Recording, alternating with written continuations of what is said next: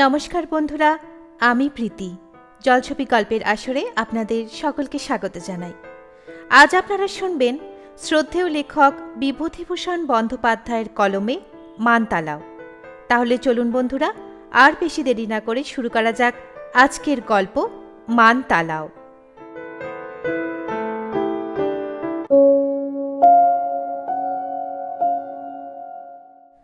সে বললে, খুব জানি, মানতালাও খুব বড়, আর ধারে বড় জঙ্গল।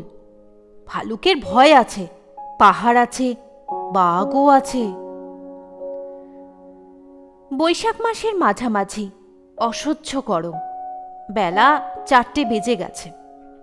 ভাবলুম এই অসহ্য উত্তাপে বিহারের এমন সুন্দর হ্রদে স্নান করা সৌভাগ্যের কথা। সে প্রস্তাবে সবাই রাজি হলো।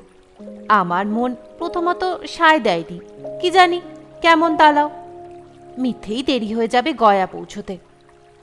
কিন্তু যখন মোটরটি হ্রদের সামনে পৌঁছলো, হঠাৎ এসে পৌঁছলো একটা বনের বাঁক ঘুরে, তখন হ্রদের সেই অপূর্ব রূপ আমাকে এত বিস্মিত করে দিলে যে আমি করণ সিংকে বললাম, কি জন্যে তুমি এর কথা আগে বলনি? কেন বাবুজি? এমন চমৎকার একটা জায়গা, বড় জঙ্গল, ভালুক বাঘের ভয় আছে। তা হোক, এমন অপূর্ব একটি জলাশয় আছে যার ধারেই পশ্চিম তীরে সমান্তরাল নিচু শৈলমালা ও শালের জঙ্গল, উত্তর তীরে মাইলটাক দূরে পুনরায় শৈলমালা এবং ঘন সবুজ শাল বন। কেবল পূর্ব ও দক্ষিণে পাহাড় নেই, বনও নেই, দিব্যি সবুজ তৃণভূমি, একদম ফাঁকা ও সমতল। ফুটবল খেলার ভালো মাঠ হয়। এই মাঠের মধ্যে এদিকে ওদিকে 2-4টি হরিতকি, শিববৃক্ষ, শাল ও আসান গাছ। দক্ষিণ কোণে চমৎকার অ্যাসবেস্টাসের ছাদ বাঁধা ছোট্ট বাংলো। বাংলোর ঠিক সামনাসামনি একটি পাথরের মোটা মোটা সোপানযুক্ত কারুকার্যবিহীন বাধাঘাট। তারই ঠিক বগলে বড় বড় তক্তা জুড়ে হাত 10-12 জলের মধ্যে নিয়ে যাওয়া হয়েছে, অনেকটা সুইমিং পুলের জাম্পিং বোর্ডের মতো। সেই তক্তাগুলোর প্রান্ত মোটা মোটা শালের খুঁটিতে আবদ্ধ। যেখানে তক্তাগুলো শেষ হয়েছে সেখানে একখানা ধূসর রং করা জাহাজের লাইফ বোটের মতো গড়নের বোট বাঁধা। মোটরে হাজারিবাগ থেকে গয়া যেতে যেতে এই অদ্ভুত হ্রদটি পড়ল, মানতালাও। অবশ্যই স্থানীয় অধিবাসীদের দেওয়া নামটা, নামে কিছু আসে যায় না। এই অতি সুন্দর হ্রদ যে এমন এক বনাঞ্চলে আছে, গয়াগামী পিচঢালা রাস্তা থেকে তার কিছু বুঝবার উপায় নেই, যদি না হাজুদা রাস্তার পাশের একটা সাইনবোর্ডের দিকে আমাদের দৃষ্টি আকৃষ্ট করত। সাইনবোর্ডের গোড়ার দিকে ও দক্ষিণ পাশে একই সরল রেখায় একটি তীরের ফলা হ্রদের অবস্থান বিন্দু নির্দেশ করছে। এই রকম হলো বিজ্ঞাপনটা, মানতালাও হ্রদ, আসুন। এখান হইতে 2 ফার্লং দূরে বনের মধ্যে সুন্দর একটি হ্রদ আছে। স্নান ও ভ্রমণের জন্য বন বিভাগ হইতে একটি প্রস্তর বাঁধানো ঘাট ও নৌকা ভ্রমণের জন্য একটি নৌকার ব্যবস্থা আছে। জ্যোৎস্না রাত্রে এই হ্রদ বিশেষভাবে উপভোগ্য। ভ্রমণেচ্ছুদের জন্যে হ্রদের ধারে যে বাংলো আছে, চৌকিদারের নিকট উহার চাবি মিলিবে। দর্শনী 1 টাকা, নৌকা ভ্রমণ ফি আনা ঘণ্টা পিছু, বাংলো ভাড়া দৈনিক 5 টাকা। এম রাও, ডিএফও, গয়া ডিভিশন। কখনো নাম তো শুনিনি মানতালাও হ্রদের, অবশ্যই কি করেই বা শুনব। কদিনই বা এদিকে এসেছি, দুজনেই আমরা নবাগত পশ্চিম সফরে। ড্রাইভার করণ সিং এ অঞ্চলের লোক, বিহার ট্রান্সপোর্টের বাসগুলিতে অনেক দিন কাজ করছে। তাকে বললাম, তুমি জানো করণ সিং, কি তালাও আছে এখানে? খুব চওড়া হ্রদটা, আঁকা বাঁকা হ্রদটা বনের ও মোড়ে অদৃশ্য হয়ে গিয়েছে। নির্মল নীল জল, এবং হয়তো বললে বিশ্বাস করবেন না, তীরের কাছে কি চমৎকার সবুজ জলা ঘাস ও পান কলস শ্যাওলার বন। ঘাসে ফুল ফুটেছে নীল রঙের, পান কলসের ফুল ফুটেছে সাদা সাদা বাটার কপ ফুলের মতো। আর কি অজস্র ফুটে আলো করছে বনপ্রান্ত। সেই পড়ন্ত বেলায় কি ঘন সুবাস সদ্য ফোটা কুড়চি ফলের। সাদা বনভূমি মাতিয়ে ফেলেছে দুই সুবাসে। যেদিকেই চাও সেদিকেই থোকা থোকা কুড়চি ফুল দুলছে বাতাসে। কি শোভা এই অপরিচিত অজ্ঞাত জলাশয় ও তার বন্য পরিবেশের! কি অদ্ভুত নির্জনতা এর চারিপাশের! কোথাও একটি মানুষের চুলের টিকি দেখা যায় না, কেবল শোনো বিহঙ্গ কাকুলি, বন্য হনুমানের উপ আপ শব্দ দূরে বনের মধ্যে, আর জলাশয়ের বড় বড় ঢেউ ছপ ছপ করে সেই তক্তা বাঁধা জেটির গায়ে এসে লাগবার শব্দ। আমাদের বন্ধু ললিত প্রকৃতিকে দেখবার চক্ষু হারায়নি। সে দেখে শুনে বলে উঠল, শুধু এখানে বসে থাকো, ব্যাস, আর কিচ্ছু না। তা খাওয়া? সে হয়ে যাবে। বলে সে তাচ্ছিল্যের সঙ্গে হাত নেড়ে কি যে নির্দেশ করলে কেউ বুঝতে পারলে না। বললাম, বোট চড়বে? হ্যাঁ ভাই, কিন্তু সন্ধ্যায় জ্যোৎস্না উঠলে, কি বলো? রাত্রে তাহলে এখানে থাকতে হবে। থাকলাম। খাওয়া? সে হয়ে যাবে। বলে সে আবার পূর্ববৎ অর্থহীন ইঙ্গিত করলে হাত নেড়ে। আমার ইচ্ছা যে একেবারে না ছিল তা নয়। মোটর থেকে সবাই নেমে পড়লাম। বাংলোর চৌকিদারকে ডাকাডাকি করা গেল, কোনো সাড়া শব্দ পাওয়া গেল না। আমরা বাংলোর বারান্দায় জিনিসপত্র নামিয়ে রেখে সেখানেই বসলাম। উদ্দেশ্য চা তৈরি করার চেষ্টা দেখা। ললিত শীঘ্রই শুকনো কাঠ কুটো কুড়িয়ে নিয়ে এসে চা চড়িয়ে দিলে। করণ সিং চৌকিদারকে ডাকতে গেল। চা খাওয়া শেষ হলো। সূর্য অস্ত গেল ওদিকে পাহাড় শ্রেণীর ওপারে। চমৎকার ছায়া ভরা প্রান্তর ও বনানী, বনানী প্রান্তস্থ এই বিরাট সরোবর। পাহাড়ের প্রতিবিম্ব ফুটে উঠেছে নির্মল কাকচক্ষু জলের পশ্চিম কোণে। পাখি পাখালির কলরব ভেসে আসছে পাহাড়ের দিক থেকে। এমন সময় করণ সিং চৌকিদারকে নিয়ে এলে দেখা গেল যে চৌকিদার একটি 16-17 বছরের ছেলে, তার নাম ট্যাম্পা। আমরা বললাম, কোথায় গিয়েছিলি? হাটিয়া মে। कहाँ का हटिया? गबिनपुर, 2 मील यहाँ से, पहाड़ का बगल में। रात में हम लोग बांग्लो में ठहर ना सकेगा? जी, काहे नहीं, रह जाइए आप लोग, मगर हमारा पास चाबी ते है नहीं। चाबी कहाँ गया? मेरे चाचा के पास है मकान में, हम जाएगा मंगाएगा। तब जाओ और मंगाओ। आप लोगों को खाना की क्या होगा? तुमको बनाना पड़ेगा, सकेगा नहीं? काहे नहीं हुजूर, मगर हिया कुछ नहीं मिलेगा, ना चाल ना दाल। घबराओ मत, सब चीज़ है हम लोगों का गाड़ी में। तुम एक ठो मुर्गी मंगाओ हटिया से, हैं? दीजिए 2 रुपया, गांव से मंगाएंगे। बोट का चाबी कहाँ? वो खुला हुआ है, ले जाइए। एक ठो खाता में सही करना होगा। खाता लाओ। ট্যাম্পা খাতা সই করিয়ে চাবি আনতে চলে গেল। আমরা করণ সিংকে জিনিসপত্রের তত্ত্বাবধানে নিযুক্ত করে বোট ছেড়ে দিলাম। সরোবরটি সব জায়গায় সমান চওড়া নয়। বোট নিয়ে যত আমরা ওর দৈর্ঘ্য ধরে এগিয়ে চললাম, তত বাঁ দিকের প্রস্থ বাড়তে লাগল। শেষে এমন হলো যে ওপারের গাছপালা ছোট দেখাতে লাগলো। ওপারের পাহাড় হঠাৎ যেন বহু দূরে চলে গেল। হ্রদের জলে ছোট ছোট ঢেউয়ের সৃষ্টি করে পাহাড়ের দিক থেকে বাতাস বইছে। ললিত বললে, ভাই, স্নান করা দরকার, বোট লাগাও কোনো এক জায়গায়। আমাদের দুজনেরই দৃষ্টি আকৃষ্ট করেছিল ওপারের অপূর্ব বন সৌন্দর্য। এপারের তীরে তৃণভূমিই বেশি, মাঝে 2-4টা বড় ছোট গাছ। ললিতকে বললাম, চলো ওপারে বোট নিয়ে, ওখানে যাওয়া যাবে। ক্ষুদ্র বিচি সংকুল হ্রদটি পার হতে প্রায় 40 মিনিট লাগল। এইখানেই হ্রদটির প্রস্থ সর্বাপেক্ষা বেশি। পাহাড়ময় তৃণভূমি যত কাছে আসতে লাগলো, ততই তার ঘন সবুজ রূপ আমাদের বাঙালি মনকে টানতে লাগলো ওর দিকে। এসব মরুভূমির মতো ঊষর দেশের কঙ্করময় রুক্ষতার মধ্যে শ্যামল বনানীর বৈচিত্র্য চোখ জুড়িয়ে দেয় কিভাবে, তা উপলব্ধি করার বস্তু। শুধুই কানে শুনে বা বইয়ে পড়ে তা বোঝা সম্ভব নয়। ওপারে আমরা যখন পৌঁছে গেলাম তখন দিন ও রাত্রির সন্ধিক্ষণ। একটু পরেই একাদশীর চাঁদের জ্যোৎস্না ফুটে উঠল জলে, বনে, পাহাড়ের সর্বত্র। ওপারে পৌঁছে ডাঙায় নেমে দেখি তীরভূমি কি সুন্দর, পাষাণময় আগাগোড়া, সমতল ল্যাটেরাইট পাথরের বেদি যেন মস্ত বড়। ঠিক পেছনেই বন শুরু হয়েছে, একেবারে অনতি দূরস্থ শৈলসানু পর্যন্ত বিস্তৃত বনভূমি। পাষাণময় চত্বরের দৈর্ঘ্য 100 হাতেরও বেশি, চওড়ায় প্রায় 10-12 হাত।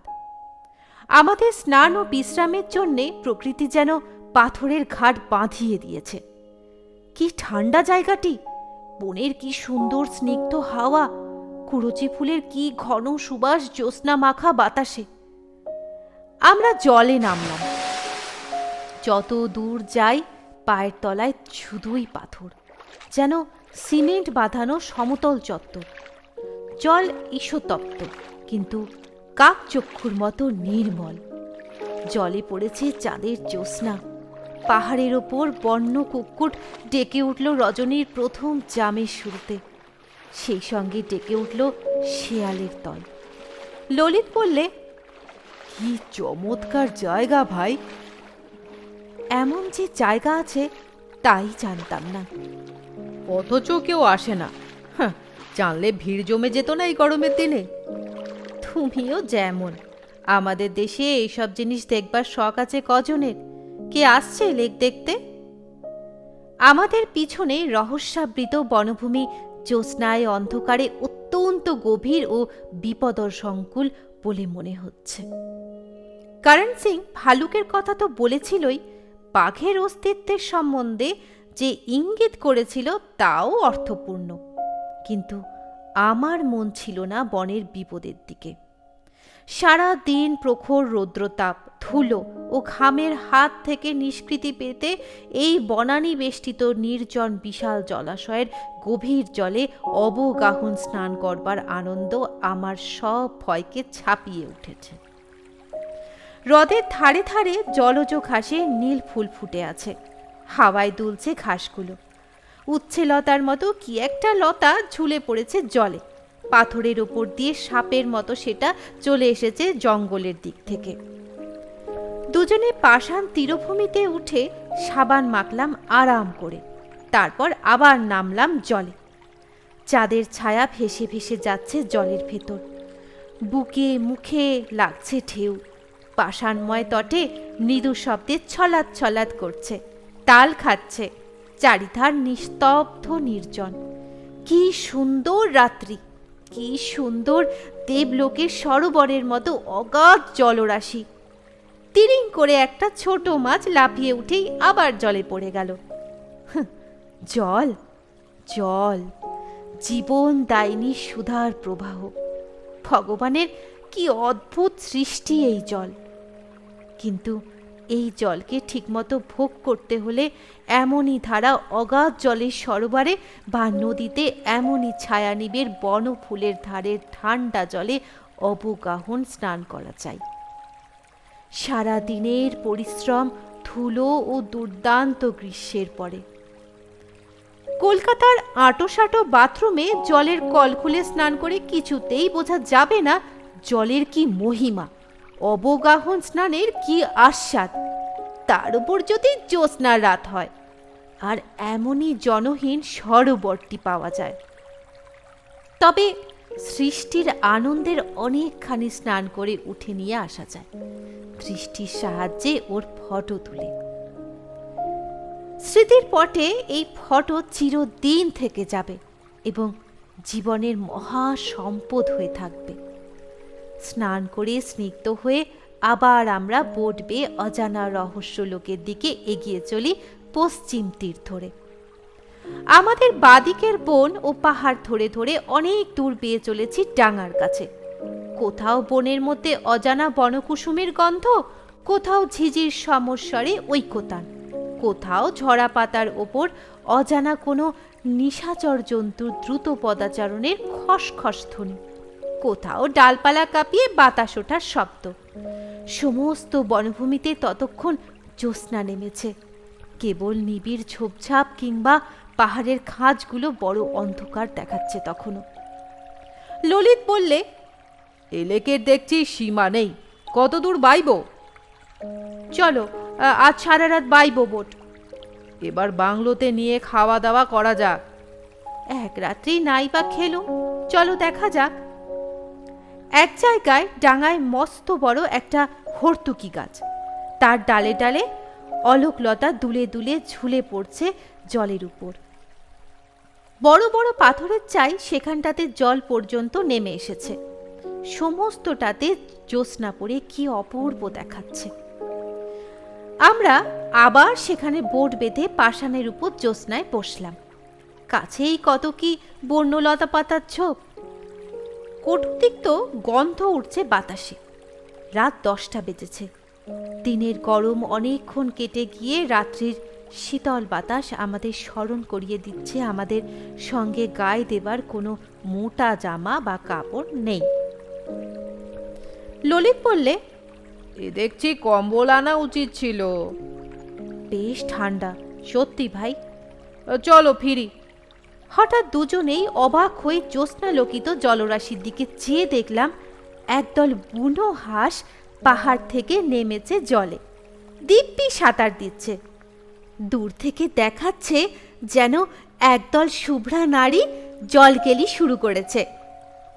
গা ছমছম করে উঠল দুজনেরই।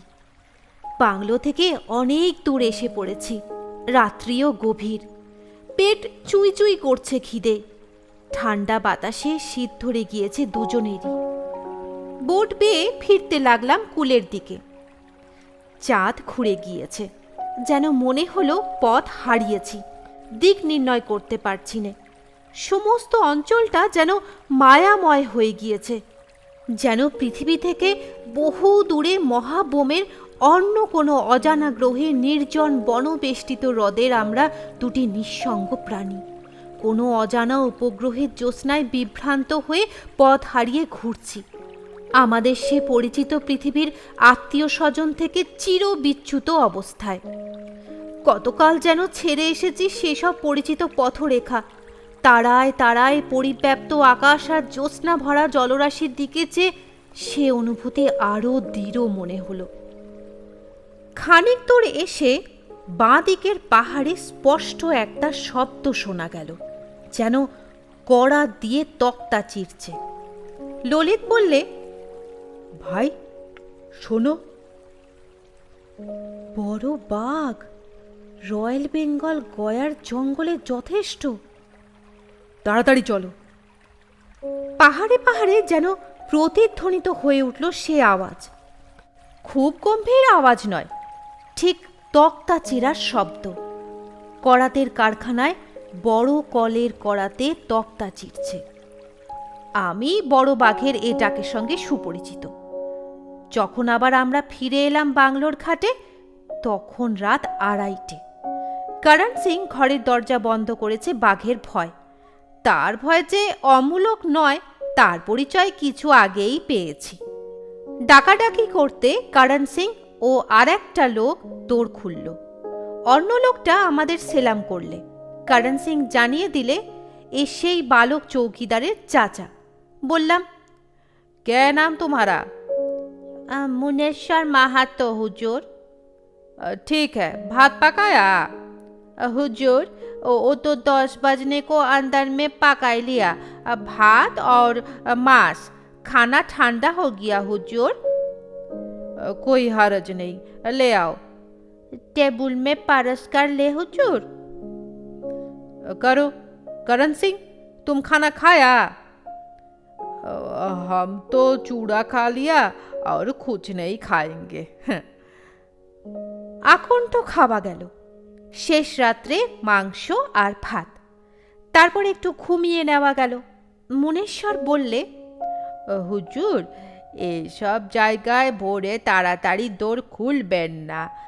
অনেক সময় বাঘ ওত পেতে থাকে দোরের কাছে। যেমন দোর খোলা হয় অমনি মানুষকে নিয়ে পালায়।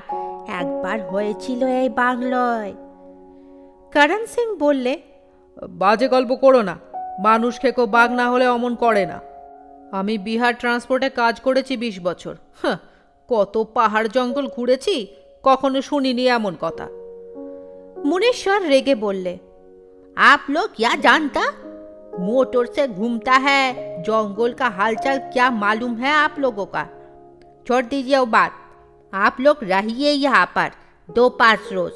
आपको नहीं दिखलाने सकेंगे तो जुर्माना देंगे 10 रुपया जरूर। বেলা 8টায় দুজনে উঠলাম। তার আগেই মুনেশ্বর উঠে দৌড় খুলেছে, সুতরাং বাঘের ফাড়া থাকলেও কেটে গিয়েছে। চা তৈরি করলে ললিত। আমরা রওনা হবার আগে হ্রদের জলে স্নান করে নিলাম। জল অত্যন্ত শীতল। শরীরে যেন নতুন বল পেলাম, নতুন আনন্দ, নবজীবন। সামনে আবার আজ যখন পড়বে বিহারের দুর্দান্ত গরম, লু বইবে দুপুরের দিকে, বালির ঝড়ে দিক অন্ধকার হয়ে যাবে, তখন দৌড় বন্ধ করে খাটিয়ায় শুয়ে মনে পড়বে এই অদ্ভুত মায়াময় হ্রদটি, এই অগাধ স্নিগ্ধ শীতল জলরাশি, এই শ্যামল বনাকীর্ণ উপত্যকা। গত রাত্রে জ্যোৎস্নালোকিত হ্রদবক্ষের স্মৃতি হয়ে পড়বে তখন দূরকালের স্বপ্নের মতো অবাস্তব। বিদায় অজানা সরোবর, বিদায়। আবার এ পথে এলে দেখা হবে নিশ্চয়।